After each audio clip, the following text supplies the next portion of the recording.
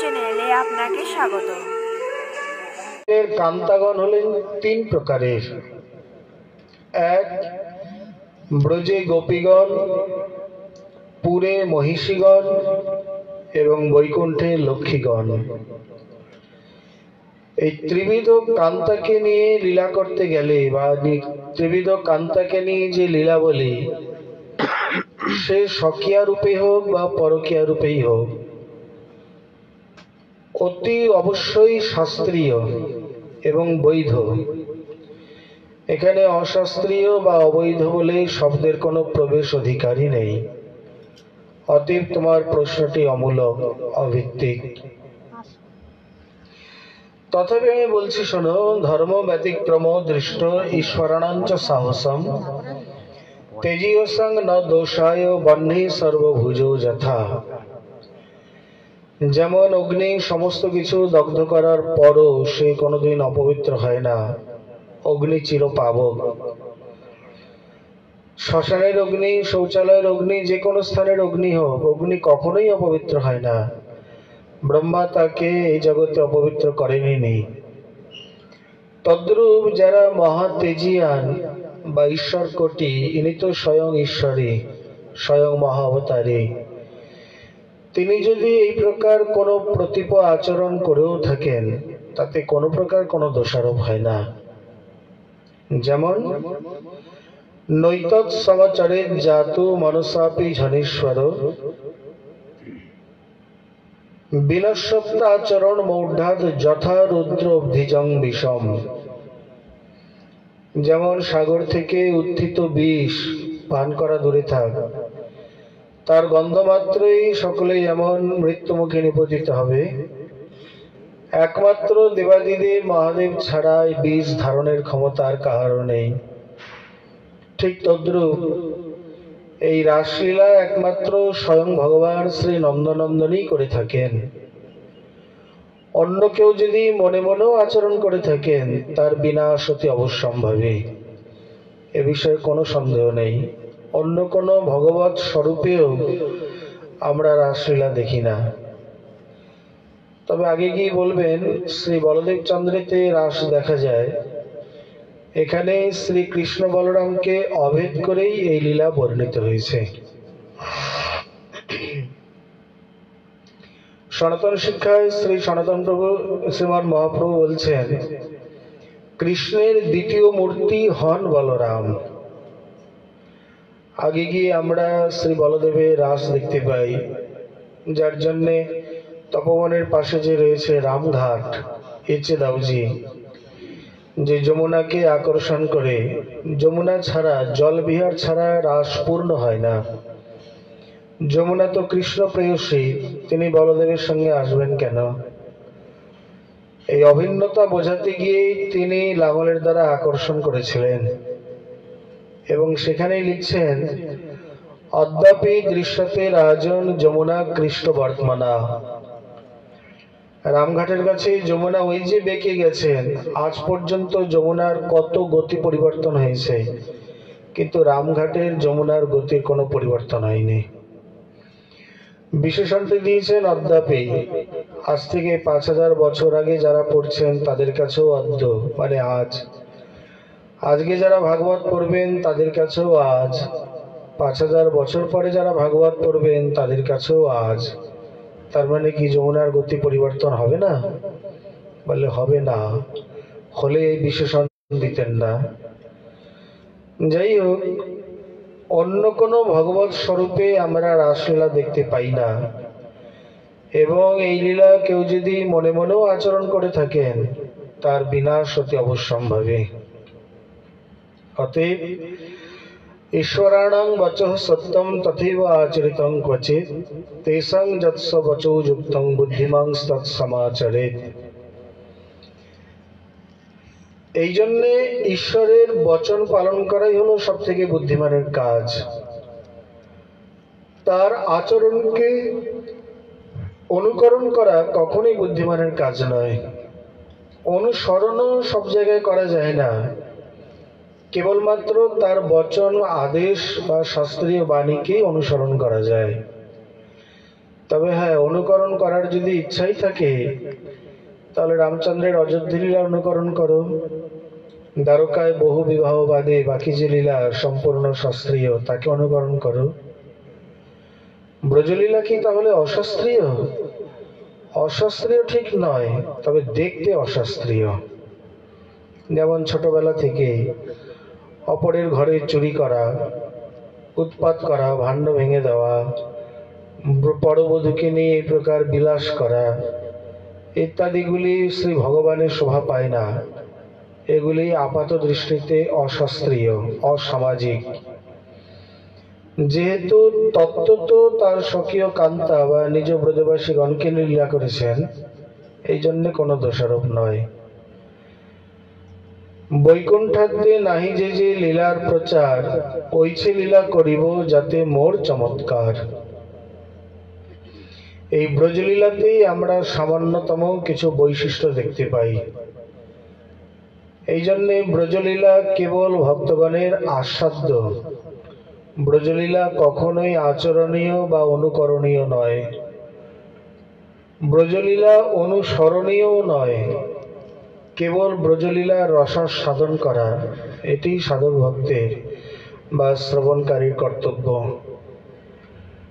কৃষ্ণ রাস করেছে তাহলে আমিও করি, কৃষ্ণ চুরি করেছে তাহলে আমিও করি, তাহলে কৃষ্ণ গিরিরাজ ধারণ করেছে, কালীয় দমন করেছে, পুতনা মোক্ষণ করেছে, সেগুলোও করো না, সে বেলায় নয়। তাহলে কি করে চলবে? এ তো অর্ধ কুক্কুটি ন্যায় হয়ে গেল, যে কিছুটা নেব আর কিছুটা নেব না, তা নয় তো। এই জন্য বলছেন তিনি যা আদেশ উপদেশ করে গেছেন সেইটাই আচরণীয়। তিনি যা আচরণ করেছেন সেটি কখনোই অনুকরণীয় নয়। দেখো রাজন, যৎপাদ পঙ্কজ পরাগ নিশৈব তৃপ্তা যোগ প্রভাব বিধুতা খিল কর্ম বন্ধা স্বৈরং চরন্তি মুনেয়পি ননৈঝ তেষাং তস্যেচ্ছয়াত্ম বপুষো কুতয়েব বন্ধ। যার শ্রী চরণ কমলের একটু পরাগ রেণু প্রাপ্ত হয়ে এই জগতের বড় বড় যোগীশ্বর মুনীশ্বরগণ নিজেকে বড় পরম স্বেচ্ছাচারী স্বতন্ত্র বলে মনে করে, তিনি যদি আজ এই প্রকার একটু লীলা বিলাস করেও থাকেন, তাতে এত আপত্তি, এত প্রশ্ন, মীমাংসা, পূর্বপক্ষ বা কিসের? লীলা বিহারীর লীলা রসাস্বাদন বা লীলা রহস্যকে বোঝার চেষ্টা করো। গোপীনাং তৎপতিনাঞ্চ সর্বেষামেব দেহিনাম যন্তশ্চরতি সদ্ধক্ষ ক্রীড়নেহ দেহভাগ অনুগ্রহায় ভূতানাং মানুষং দেহমাশ্রিত ভজতি তাদৃশী ক্রীড়া ইযা শ্রুত্বা তৎপরো ভবেৎ। আর শ্বান শ্বান দ্বারান ব্রজৌকশান কোথায়? নাসিয়ন খলু কৃষ্ণায় মোহিতস্তস্য মায়য়া। যেহেতু প্রত্যেক ব্রজবাসীর পাশে যোগমায়া তাদের গোপীর মানে তাদের স্ত্রীর ছায়া মূর্তিকে রক্ষা করেছিলেন, এই জন্যে কোনো ব্রজবাসী কৃষ্ণের প্রতি অসূয়াদি বা অন্য কোনো ভাব প্রকাশ করেননি, করার অবকাশও পাননি। যোগমায়া এখানে লীলাকে দুইভাবে অনুষ্ঠিত করান। এক হলো লীলা যদি স্বল্পকাল ব্যাপিনী হয় তাহলে স্থানকে সংকুচিত করে মানে দূরত্বটাকে অল্প করে দিয়ে, ধাম তো কমলের মতো, যখন প্রয়োজন হয় কমলের দলের মতো বিস্তৃত হয়ে যায়, আবার যখন প্রয়োজন হয় তখন দলগুলোকে সংকুচিত মানে কাছে এনে দেয়। হয়তো কৃষ্ণের সঙ্গে বিহারে 1 ঘন্টা বেশি হয়ে গেল, এখন এত দূরের পথ যাবে, ওদিকে ঘরে শাশুড়ি ননদিনী সব রয়েছে, সঙ্গে সঙ্গে পথটাকে সংকুচিত করে বা কালকে স্থগিত করে এখানে লীলা পূর্ণ করেন, সম্পন্ন করান। এটি সম্পূর্ণ যোগমায়ার হাতে। আবার লীলা যদি বহুকাল ব্যাপিনী হয় তাহলে তাদের ছায়ামূর্তি, যেমন যে ছায়া সীতাকে রাবণ হরণ করেছিল, সেই প্রকার ছায়ামূর্তি গোপীদের পাশে রক্ষা করেন। তখন তারা মনে করেন আমাদের স্ত্রী আমাদের পাশেই আছে, অন্য কোনো প্রকার কোনো অনুসন্ধান বা কৃষ্ণের প্রতি কোনো প্রকার কোনো অসূয়াদি তখন তারা জাত হয় না। এইভাবে লীলা তিনি রক্ষা করেন বা সম্পন্ন করেন। এই লীলা হয়েছিল কতদিন? ব্রহ্মরাত্রুপবৃত্তি বাসুদেবানুমোদিতা। আমাদের পরিমাণে 432 কোটি বছর ধরে সম্পন্ন হওয়ার পর তারপর অনিচ্ছা সত্ত্বেও গোপীগণকে তিনি নিজ নিজ গৃহে প্রেরণ করেছিলেন। এই লীলাই হলো কৃষ্ণের লীলার মধ্যে সর্বলীলা মুকুটমণি। কারণ নহি জানে স্মৃতের আসে মনো মে কীদৃশং ভবেৎ। রাসলীলার কথা মনে পড়লে আমার মন এত উদাস হয়ে যায় যে আমি আর অন্য কিছু মনে করতে পারি না। অতএব এই লীলা বহুদিন ব্যাপী, সব থেকে অধিক সময় ব্যাপী অনুষ্ঠিত হয়েছিল। আর এই রাসকে আবার 3 ভাগে ভাগ করা যায়। এক, শারদীয় মহারাস, যা যমুনা পলিনে শতকোটি গোপীর সঙ্গে শরৎকালে অনুষ্ঠিত হয়েছিল, যার বর্ণনা আমরা শ্রীমদ্ ভাগবতে পাই। দ্বিতীয় হলো বাসন্ত রাস, যার বর্ণনা গীত গোবিন্দে পাওয়া যায়। রাসে হরিমিহ বিহিত বিলাসম, যা গোবর্ধন তটে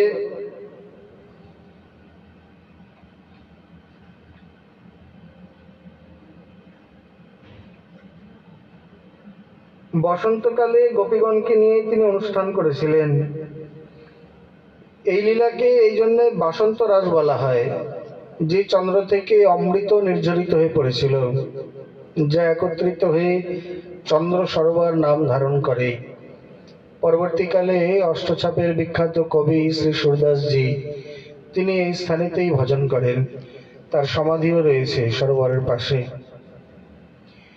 এছাড়াও আরেক প্রকার রাস আমরা দেখতে পাই নিত্য সেবাকুঞ্জে, যেখানে যাকে আমরা নিত্য রাস বলে থাকি। এই লীলার বহু প্রমাণ ইত্যাদি রয়েছে। যখন শ্রী ব্যাসদাসজি তিনি প্রত্যেক দিন এই সেবাতে পিকদানি নিয়ে অবস্থান করেন। পিকদানি সেবা হচ্ছে তার, মানে যুগল যে তাম্বুল চর্বণ করে পিক ফেলবে, সেই পিকদানি সেবাটি তার। একদিন সম্রাট আকবর আসে তার সঙ্গে সাক্ষাৎ করতে। তিনি জানতেন না, শুনেছেন মাত্র। এমন ভাবে ভাগবতের প্রসঙ্গ আলোচিত হচ্ছে যে ব্যাসদাসজি ভুলে গেছেন। তিনি শেষ রাত্রি দেখে নিজের সেবার আসলে কথামৃতে বা কথার স্রোতে দুজনেই এমনভাবে বিস্মৃত হয়েছিলেন যে ব্যাসজির নিজস্ব কোনো, ইনি সে ব্যাসদেব নয়, ইনি হচ্ছেন হরিরাম ব্যাসজি, মাধ্য সম্প্রদায়েরই। আমরা 3 জন মহাপুরুষকে একসঙ্গে দেখতে পাই, শ্রী হরিদাসজি, হরিরাম ব্যাসজি আর হরিবংশজি। এই হরিত্রয় হচ্ছে ভাগবতের তৎকালীন ভূষণ শ্রীব্রজমণ্ডলের। তার মধ্যে ইনি যখনই শেষ রাত্রির দিকে নিলেন, মুঘল সম্রাটদের মধ্যে আকবর অন্যতম। আকবরের ভাগ্যের যতটাই প্রশংসা করা যায় ততটাই কম। তৎকালীন মধ্যযুগে হেন কেউ নেই, হেন কোনো সম্প্রদায়ে যে আকবর দর্শন পায়নি, তাদের সঙ্গে সাক্ষাৎ বা সঙ্গ পাননি। শ্রীরূপ সনাতন শ্রীজীবাদী শ্রী স্বামী হরিদাসজি, হরিরাম ব্যাসজি, মীরাবাইজি, সুরদাসজি, কুম্ভন দাসজি ইত্যাদি থেকে যত যত তৎকালীন মহাপুরুষ, সিদ্ধ পুরুষ, নিত্য সিদ্ধ পুরুষ, প্রায় প্রত্যেকেরই ইনি দর্শন, আলাপ, সম্ভাষণ, সংবাদের সৌভাগ্য পেয়েছেন। এই জন্যে আকবরের ভাগ্যের যতটাই প্রশংসা করা যায় তাও যেন কম। এইভাবে তিনি দেখলেন যে নিত্য সেবার কি মহিমা। পত্র এই প্রকার বিজ্ঞানী পড়া রয়েছে। এইখানে শ্রী গুরুদেব যে সব অন্তঃস্থিত ভাব করে বলে সাধক ভক্তকে যে নিত্য সেবা দান করে, এই গুরু প্রদত্ত সেবাটি অতি অবশ্যই প্রত্যেক দিন করণীয়, করা উচিত। এই সেবাকে অবহেলা করতে নেই। সেটি সামান্য বা পুষ্পচয়ন ইত্যাদি যাই হোক না কেন, এই সেবাকে মূলত মাধ্যম করে বা অবলম্বন করে তিনি অন্য সেবায় প্রবিষ্ট হবেন। গুরুদেবের সেবাকে, গুরুদেবের দেওয়া সেবাকে সামান্য মনে করে যদি তিনি অবজ্ঞা বা অবহেলা করেন, এই দোষেতেই তার অন্য সেবাও যাবে, তার প্রবেশ অধিকার লাভ হবে না। এই জন্যে গুরু বাক্যে, গুরু প্রদত্ত বস্তুতে নিষ্ঠা রেখে তারপরেই তিনি এগিয়ে যাবেন। অন্য সেবা করবেন, কিন্তু গুরুদেবের দেওয়া সেবাটি অতি অবশ্যই প্রতিদিন আগে করবেন, আগে স্মরণ করবেন। তার ভিত্তিতে বা তার কৃপাতে অন্য সেবা প্রাপ্তি। শ্রী ঠাকুরমশাই থেকে শ্যামানন্দ প্রভু, শ্রীনিবাস আচার্য প্রভু আদি থেকে সকলেই সেই শিক্ষাই দিয়ে গেছেন। ঠাকুরমশাই কেটে দিয়েছেন সামান্য দুধ আউটানো সেবা, দুধ জাল দেওয়া, কি তাই বলে তিনি অবহেলা করতেন না তো? এবং সেই সেবাতেই তো তার রাধারানীর কৃপা লাভ হলো, দর্শন পেলেন। অতএব গুরু প্রদত্ত এই যে সেবা, এই সেবা কখনোই সামান্য নয় এবং কখনোই একে অবহেলা করতে নেই। শ্রী ব্যাসজির চরিত্রে আর একবার প্রমাণিত হলো। এইখানে আমরা নিত্য রাস দেখতে পাই।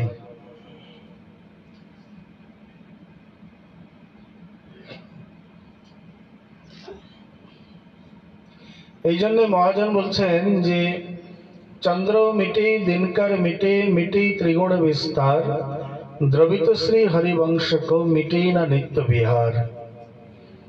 চন্দ্র মিটে মানে নষ্ট হয়ে যায়, সূর্য নষ্ট হয়ে যায়, মায়ার সৃষ্ট প্রাপঞ্চিক বিশ্বাদিও নষ্ট হয়ে যায়, কিন্তু প্রভুর এই যে নিত্য বিহার, নিত্য রাসাদি, তা কখনোই নষ্ট হয় না। বেদিতং ব্রজবধূভিরিদং চ বিষ্ণো শ্রদ্ধান্বিতো অনুসৃণীয়াদথ বর্ণয়েদ্ য ভক্তিং পরং ভগবতী প্রতিলভ্য কামং হৃদরোগমপীন তচিরেধীরঃ। এই শ্লোকটি গিয়ে বলছেন মহিমা ব্রজবধূ সঙ্গে কৃষ্ণের ইহা পরে শোনে করিয়া বিশ্বাস, হৃদরোগ কামতার তৎক্ষণে হয় ক্ষয়, তিন গুণ ক্ষোভ নাহি মহাধীর হয়। রাসলীলার মহামহিমা, লীলাটি যেমন সর্বলীলা মুকুটমণি, তেমনি তার মহিমাটাও সর্বমহিমার মুকুটমণি।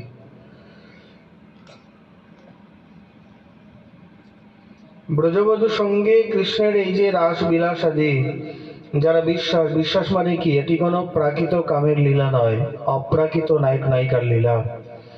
গতকাল আমরা যে প্রমাণ দেখিয়েছি, প্রাকৃত কামদে, প্রাকৃত মদন যেখানে প্রবেশের অধিকারী পাননি, মূর্ছিত হয়ে রাসমণ্ডলের বাইরে পড়ে রয়েছেন। এই সুদৃঢ় বিশ্বাসের সঙ্গে যারা রাসলীলা শ্রবণ কীর্তন করবেন, তারা অতি অবশ্যই তাদের হৃদরোগ, এই মহারোগ কামাদি হাত থেকে নিবৃত্ত হয়ে এবং সেই সঙ্গে ধীর স্থির পদবীকে লাভ করে তিন গুণের অতীত হয়ে মহাধীরত্ব পদবীকে প্রাপ্ত হবেন। এখানে ধীর শব্দটি কেবল শান্ত নয়, পারিভাষিক অর্থে মানে সকল প্রকার চিত্ত বিকার মুক্ত হবেন। ধীর শব্দের একটি আলাদা অর্থ আছে। বিক্রিয়া হিতৌপি যস্য চেতাংসি ন জাতি বিক্রিয়াম তয়েব ধীরা। যাদের মানে চিত্ত বিকার বিকৃত হওয়ার ব্যক্তি, বস্তু, পরিবেশ সামনে থাকা সত্ত্বেও যাদের চিত্ত বিকার হয় না, চিত্ত বিকার হওয়া আর মন বুদ্ধিতে চিত্ত বিকারকে প্রতিরোধ করা, দুটোর মধ্যে অনেক পার্থক্য। এক হলো কোনো ব্যক্তিকে বা ভোগ্য বস্তুকে দেখে মনে মনে বিকার জন্মাচ্ছে, বিবেকের দ্বারা নিয়ন্ত্রণ করে নিলেন, না এটা করা উচিত নয়, এটা কোনো মতেই করা যাবে না, চলো এখান থেকে চলো, নিজেকে নিয়ন্ত্রণ করে সংযম করে বেরিয়ে গেলেন বা তাতে লিপ্ত হলেন না। এখানে ধীর মানে তা নয়। ধীর মানে তার চিত্তে স্বাভাবিক রূপে বিকার হবেই না। যেমন জ্বর হলে খাবারে স্বাভাবিক অরুচি, খেতে ইচ্ছা করে না, ভালো ভালো খাবার সামনে, না খাবো না, মুখটা তিতো, ভালো লাগছে না, স্বাভাবিক অরুচি। তেমনি ভোগ্য বিষয় সামনে উপস্থিত হওয়া সত্ত্বেও এক হলো ইন্দ্রিয়কে দমন করা বিবেক বুদ্ধির দ্বারা, আর এক হলো বিকারগ্রস্ত না হওয়া। দুটির মধ্যে পার্থক্য আছে। যেমন প্রকৃতি দর্শনে স্থির হয় কোন জন, আমি তো সন্ন্যাসী আপনা বিরক্ত করি মানি। প্রকৃতি দর্শন দূরের হো, নাম যদি শুনি তবহি বিকার পায় মোর তনু মন। প্রকৃতি দর্শনে স্থির হয় কোন জন, কিন্তু এক রামানন্দের হয় তাতে অধিকার। তাতে জানি অপ্রাকৃত ভজন তাহার। নিত্য দেবদাসীদের সেবা করার পরও তিনি নির্বিকার, তার মনের কোনো বিকার জন্মায় না। এই স্থিতি হলো ধীর পদবীর লক্ষণ। এটা অনেক উচ্চস্তরীয়, কেবল শুনে বুঝে বলে কোনোদিনই হবে না। বরঞ্চ এই জাতীয় পদবী যিনি প্রাপ্ত হয়েছেন তার সান্নিধ্যে অনায়াসে তার কৃপাদিটি লাভে এই পদবী লাভ করা যায়। এই রূপেতে রাসের যে পূর্বপক্ষ ছিল তাকে আমরা অতি সংক্ষেপে আলোচনা করলাম। বলে শ্রী রাসেশ্বরী রাধা রানী কি, রাসবিহারী ভগবান কি, বৃন্দাবন ধাম কি। এইভাবে পরীক্ষিত মহারাজকে তিনি উত্তর দিলেন। এক সময় হয়েছিল কি, মানে শিবরাত্রি উপলক্ষে নন্দবাবাদি সকলেই চলে গেছেন সোজা মথুরা, ভূতেশ্বরের উপাসনা করে সেখানে রাত্রি জাগরণ করছেন। বিরাট এক অজগর তাকে সে গ্রাস করতে উদ্যোগী হন। যেমনই কৃষ্ণ কৃষ্ণ বলেই চিৎকার করে উঠেছেন, সঙ্গে সঙ্গে তার পাদস্পর্শে তার স্বরূপ মুক্তি প্রাপ্ত হলেন। যদ্যপি তিনি সব জানেন তথাপি জিজ্ঞাসা হলেন, আপনি কে? বলছেন, আমি পূর্বজন্মের সুদর্শন নামে বিদ্যাধর। রূপ যৌবনের অভিমানে অষ্টাবক্র ঋষিকে অপমান করেছিলাম। তার শরীরে 8 জায়গায় বাঁকা, সাপের মতো এঁকে বেঁকে চলে। তাকে দেখে পরিহাস করাতে বারবার তিনি অত্যন্ত কুপিত হয়ে আমাকে সর্পহারী অভিশাপ দিয়ে দেন। আবার তারই আশীর্বাদে এই দীর্ঘদিন পর আপনার চরণ স্পর্শে আমার বিমুক্তি লাভ হলো। এইভাবে তাকে উদ্ধার করেন। এক সময় খেলতে খেলতে, এই যে হরিলীলার সময় সামনেই আসছে, বসন্ত পঞ্চমী থেকে গৌর পূর্ণিমা পর্যন্ত এই 45 দিন বা 3 পক্ষ কাল, আমাদের সম্প্রদায়ে 3 পক্ষ কাল হরিলীলা, আর নিম্বার্ক সম্প্রদায়ে 5 পক্ষ কাল, মানে 2.5 মাস। বসন্ত পঞ্চমী থেকে চৈত্রী পূর্ণিমা পর্যন্ত তাদের এই প্রকার লাভ হয়ে থাকে, মানে হরিলীলা করে থাকে তারা। এই লীলার সময় সাধারণত কৃষ্ণের কতগুলি সময় গোচারণ রয়েছে, আর অন্য সময় তিনি গোচারণে যান না। যেমন বলদেবের জন্ম নক্ষত্রে 3 দিন, কৃষ্ণের জন্ম নক্ষত্রে 3 দিন, রাধারানীর জন্ম নক্ষত্রে 3 দিন, এই 9 দিন গোচারণে যান না, ছুটি।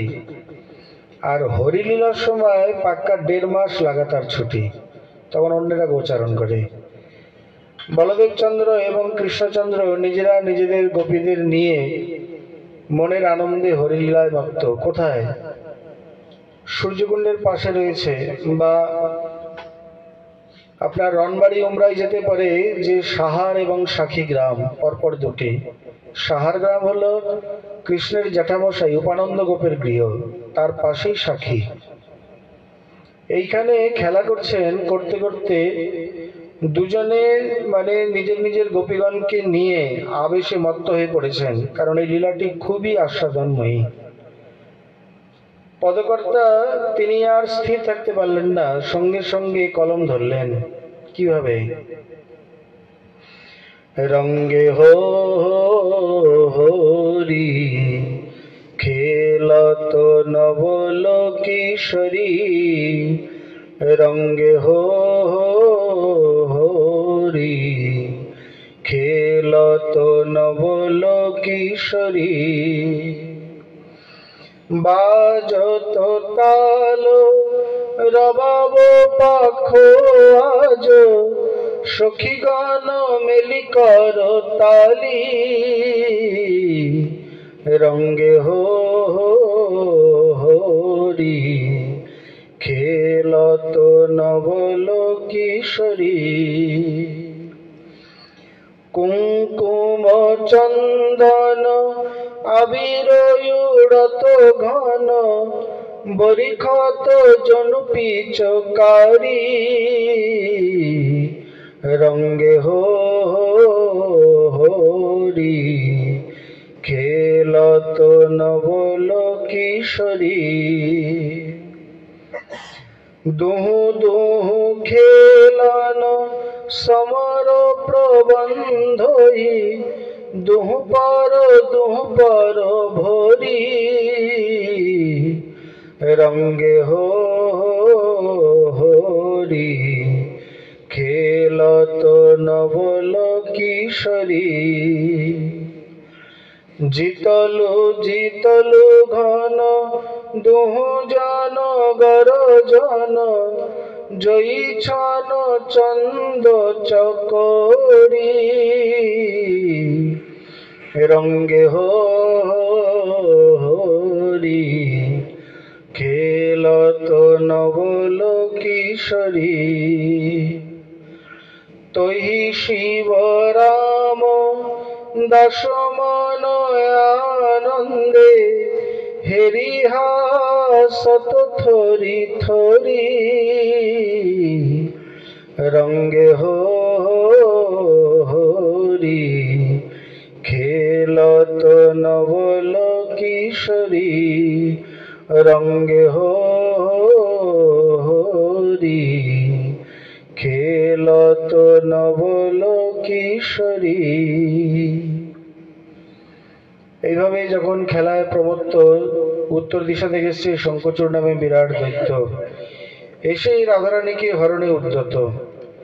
ব্রজবাসীদের স্বভাব, তারা আপদে বিপদে সম্পদে সব সময় কেবলমাত্র শ্রী কৃষ্ণ কৃষ্ণই বলে থাকেন, অন্য কিছুই বলেন না। এই রূপেতে যেমনই কৃষ্ণ কৃষ্ণ বলে চিৎকার করে উঠেছে, নদীকে সঙ্গে সঙ্গে কৃষ্ণ বলছেন, দেখো তুই আর লোক খুঁজে পাসনি, শেষে আমার রাধারানীকে হরণ করতে এসছিস। মাথার মধ্যে ছিল একটি মূল্যবান মণি, সেই মণিটা নিয়ে মারল জোর করে এক মুষ্টাঘাত, এক আঘাতেই প্রাণ ত্যাগ। এই যেখানে শঙ্খচূড়কে হত্যা করেছিলেন, এই জন্য সেই গ্রামের নাম হয় সাক্ষী। এখন এখানে সপক্ষা বিপক্ষা সুহৃৎপক্ষা তটস্থপক্ষা সমস্নেহা বিষম স্নেহা রাধা স্নেহাধিকা কৃষ্ণ স্নেহাধিকা বিবিধ প্রকারের গোপী রয়েছেন। এখন একজনকে মণি দিলে আরেকজন মানিনী হয়ে যাবেন। তিনি সকলের সামনে মণিটি দিলেন শ্রী বলদেব চন্দ্রকে। তিনি তার অভিপ্রায় বুঝে সেই মণি দিয়ে দেন মধুমঙ্গলের দ্বারা রাধারানীর কাছে। এই রূপেতে আনন্দ বর্ধন করে চলে আসেন। ভাগবতে আমরা কয়েকটি বিষয়ে ভাগবতের বর্ণনা দেখতে পাই, বিশেষ করে পঞ্চ বিষয়ে, যেমন চরিত্র, স্তুতি, গীত, দৃষ্টান্ত এবং রূপক। তার মধ্যে চতুর্থ স্কন্ধে রয়েছে রুদ্রগীত, একাদশ স্কন্ধে ভিক্ষুগীত এবং ঐলগীত, আর দশমেই রয়েছে 5টি গীত: বেণুগীত, গোপীগীত, যুগলগীত, ভ্রমরগীত এবং মহিষী গীত। তার মধ্যে বেণুগীত এবং গোপীগীত আমরা সংক্ষেপত গতকাল আস্বাদন করেছি। যুগলগীত বর্ণন করতে গিয়ে বলছেন, যুগলগীতও খানিকটা বেণুগীতে পূর্বরাগের মতনই। বাম বাহুকৃত বাম কপোল বলগিত ভ্রু ধরার্পিত বেনম কমলাঙ্গুলিভিরাশ্রিত মার্গং গোপৈরায়তি যত্র মুকুন্দ।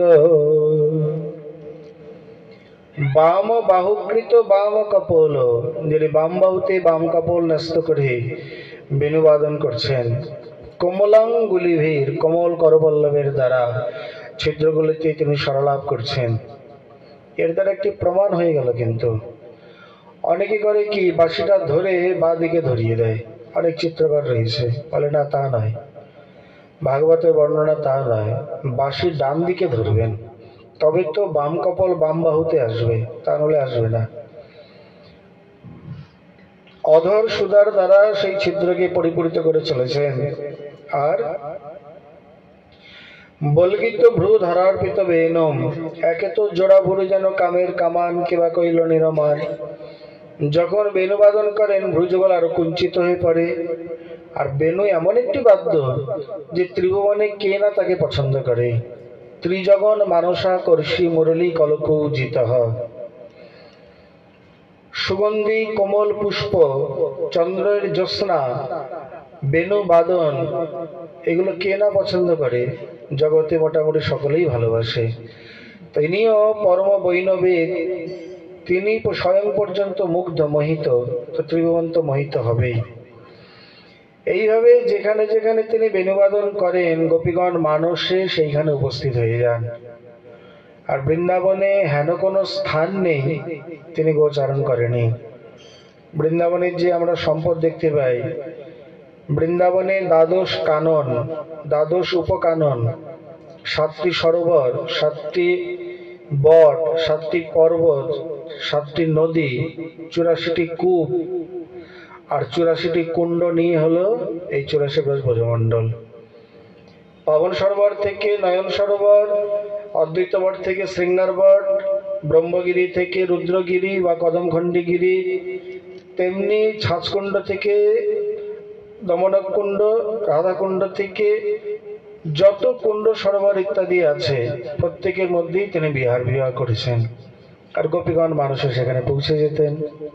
বলে কি করে সম্ভব? বলে অসম্ভবই বা কোথায়? কালনার সিদ্ধ ভগবান দাস বাবা এখানে বসে যদি গোবিন্দ মন্দিরের ছাগল তাড়াতে পারে, যে ছাগল তুলসী খেয়ে নিচ্ছিল, কালনাতে বসে যদি গোবিন্দ মন্দিরে বৃন্দাবনের ছাগল তাড়ায়, তার মধ্যেই এই সিদ্ধি এই শক্তি চলে আসে, তাহলে তারা তো নিত্য সিদ্ধ কান্ত। অতএব মানুষের তারা সদা সর্বদা সেই গোপীগণ গোপীনাথের পাশেই থাকতেন। কৃষ্ণের এই বেণুবাদন দেখে তারা বলছেন, তপসুত সতী যদা ধর্মেম্বে, মা তোমার এই পুত্র তো 2.5 বছর বয়স থেকে গরুর পিছনে হই হই করে ঘুরে বেড়াচ্ছে, পাঠশালায় কবে গেল? এই বেণুবাদন বা রাগরাগিনী কবে শিখলো? বলে সত্যি আশ্চর্য, বেণুটা মুখে দেওয়ার সঙ্গে সঙ্গেই 6 রাগ 36 রাগিনী কিভাবে যে আলাপিত হয় আমরাও মুগ্ধ হয়ে শুনি। আবার মহদতিক্রমণ শঙ্কিত চেতা মন্দ মন্দ মন গর্জতি মেঘ, সারা বৃন্দাবন জুড়ে যেন যোগমায়া বনদেবী সবুজ কোমল তৃণের একেবারে গালিচা বিছিয়ে রেখেছে। এখানে পাদুকা পায়ে দিতেই ভালো লাগে না। আর ব্রজরাজ নন্দন এখানে বৃন্দাবনে 4টি বিষয় ব্যবহার করেননি: অস্ত্র, বস্ত্র, ছত্র এবং পাদুকা।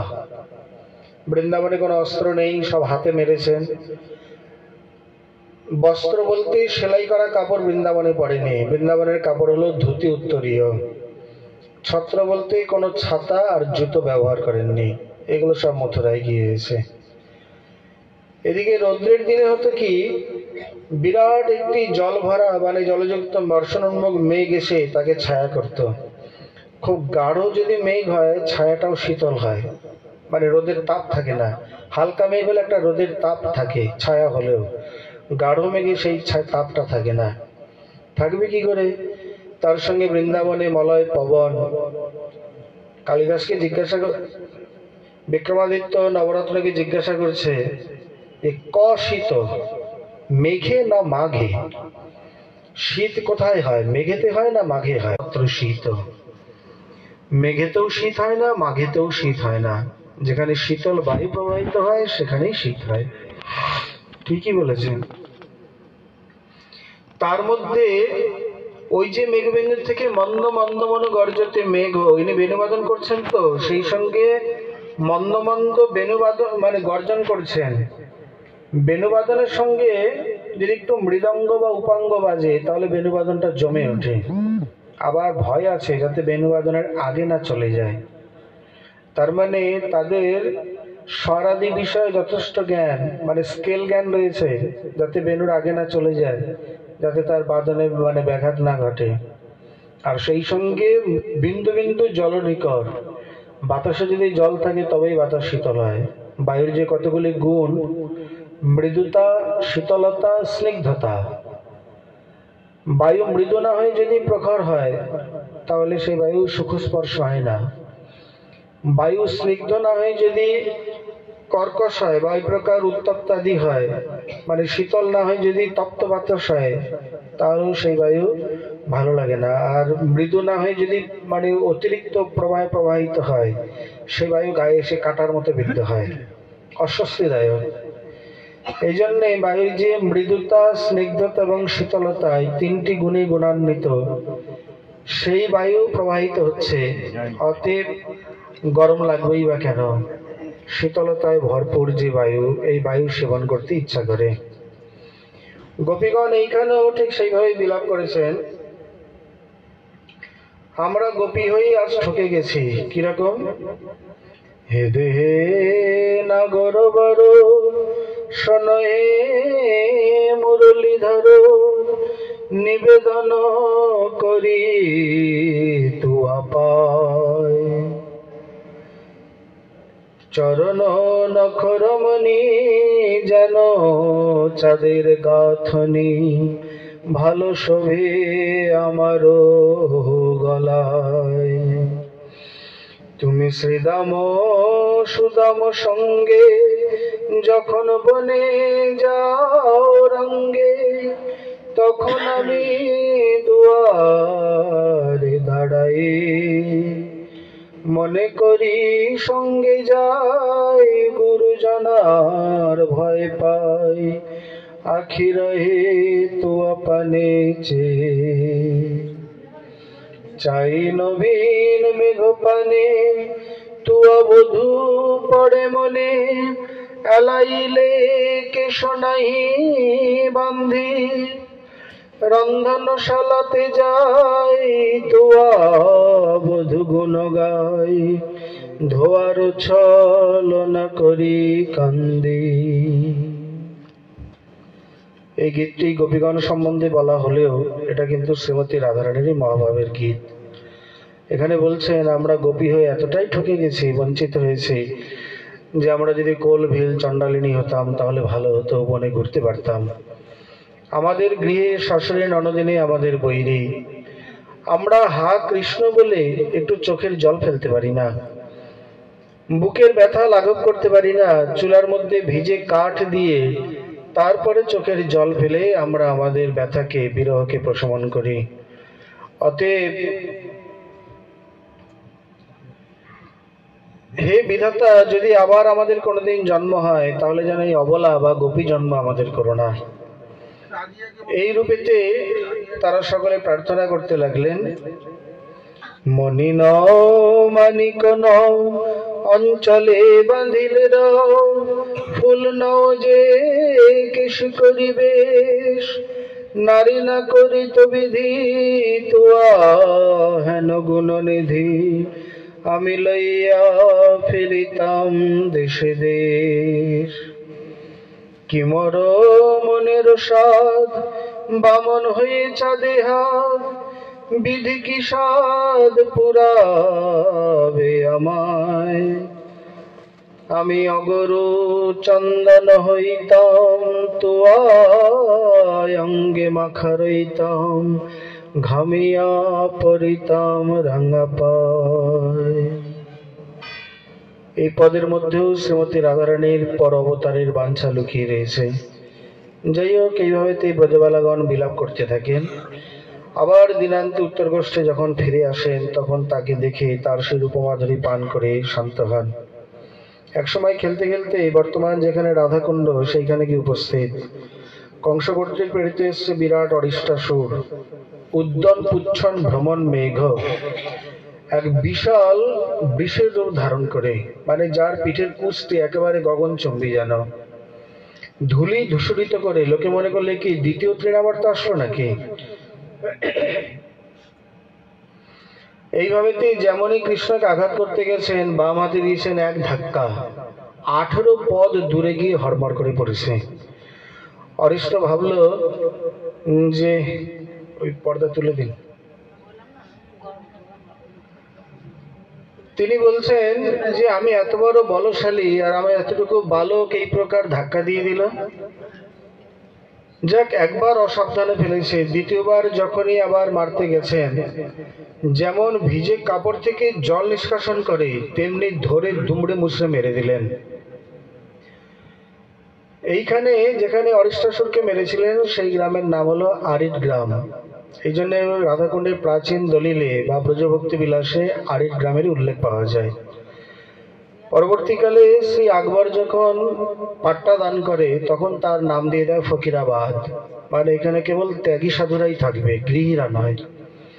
সেই পরম্পরাও আজও চলছে রাধাকুণ্ডের যে বিরক্ত পঞ্চায়েত পরম্পরা বা পঞ্চায়েত সভায়।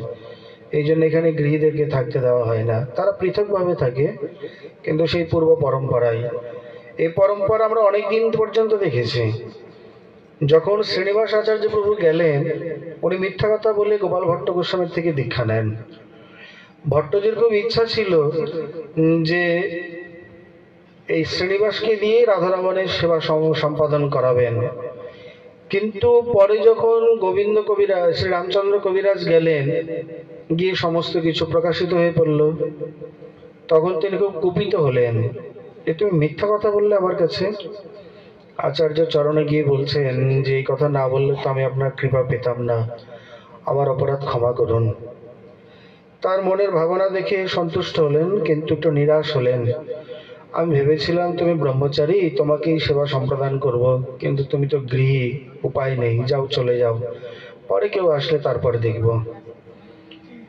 এইভাবে তো তখনও পর্যন্ত, এর পরও বহুকাল পর্যন্ত দেখা যেত যে বৃন্দাবনে গৃহীরা বাস করতেন না, আসতেন যেতেন।